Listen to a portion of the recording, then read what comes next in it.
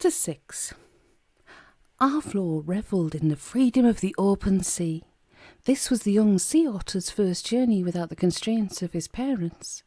To date, his life had been spent in the northwestern coastal waters, never venturing far one way or the other. Last spring, Arflor's family had been visited by distant relatives, a small group of sea otters from the southern coast. Arflor enjoyed their company immensely, especially that of the 4 young ones who were about his age. Sad when his newfound cousins departed at midsummer to return down south, Arflor promised to come and visit them the following spring. At first, his parents would not hear of their only son, not yet fully grown, going off all that way to the southern coast alone. Arflor nevertheless persisted with his request, despite the unlikelihood that his parents would give in. But at the start of this spring, a miracle happened, the birth of a little sea otter maid to his mother. Named Matunda, the baby kept both parents busy night and day. Accordingly, Arflor stepped up his pleas to go and visit his cousins. He finally went out one evening when his mother and father were worn out, swum ragged by the antics of little Matunda, who, as they complained, was more lively than a sackful of sardines. Arflor's request was granted, but with 100 provisos, which included the young otter's promise to get the proper rest, navigate by the sun and stars, stick to the coast, make his supplies last, and mind his manners with others, plus, of course, all the usual things that mother and father sea otters go on about. He agreed to everything without hesitation. Arflor had been swimming since early morning. Now, at late noon, the golden orb of the sun had not far to sink before it touched the western horizon. A league and a half past the mountain fortress of Salamanastron, he lay on his back and drifted on the calm surface of the ebb tide, happily reflecting what a glorious day it was to be young and alive.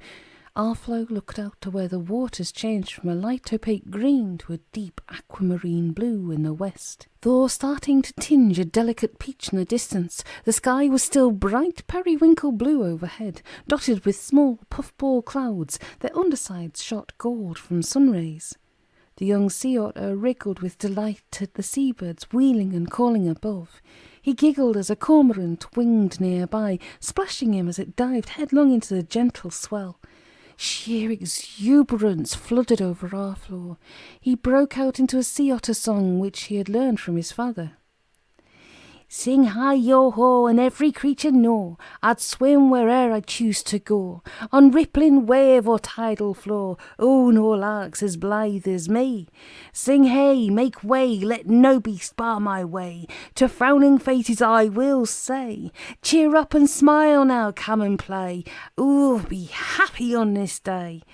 Don't cry, 'tis I who laughs at misery, so young, so full of life and free, with all the seas to roam and see. O Mother Nature, list to me, I thank thee gratefully. Arflor dived, swooped up and sprang from the water, throwing himself high into the air and landing back with a resounding splash. Then he heard the drum. Boom, boom, boom, boom, boom, humpety, humpety, boom. He peered landward at a group of creatures marching along the shoreline. Arflor barely distinguished the distant figures as hares. They were banging a big drum and singing a marching song as they strutted along the beach. Raising a webbed paw, he shouted a greeting despite knowing they were too far off to hear. That did not bother the young sea otter. They were happy and so was he. Suddenly, without warning, things went amiss. In the distance, other dark shapes, a host of them, appeared. Who they were, Arflor could not tell. For a moment the hares tried to resist the newcomers, but they were outnumbered by more than 10 to 1. The invaders surrounded them and hurled themselves upon a small band of hares. Screams and agonized cries rent the air, accompanied by shouts and howls. Even from that distance the sea otter could hear them. Boom!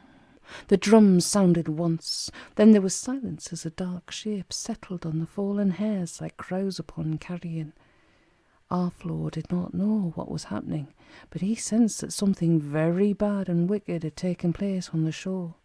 Shock and worry beset him after the terrifying swiftness of the incident.